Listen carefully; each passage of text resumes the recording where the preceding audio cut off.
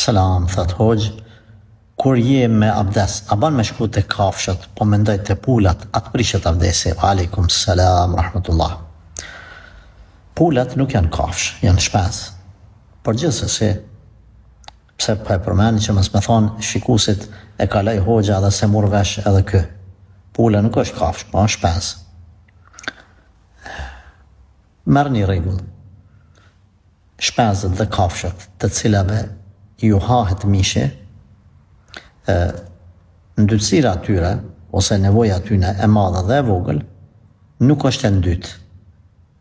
Prandaj nëse të prek në rroba ose në trup, nuk ta prish abdesin. Nuk ta prish abdesin. Kjo është rregulla.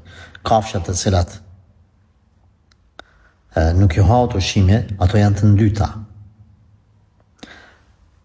Prekja e papastërtive të tyre në rroba obligohet ndrrimi apo larja e rrobave. Tjetër është për shembull te urina e lopës, po e quaj kështu. Ti nëse ka rënë ai pik, mundesh më fal me çato.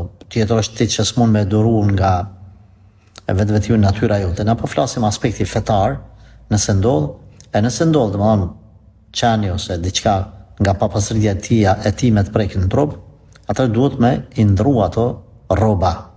Nuk ban më fal me rrobat e tilla, por si në rastin e parë, si në dytin, shkove te pulat, shkove te lopët, shkove te çani ose te kafshë tjera, abdesi parimisht nuk prishet.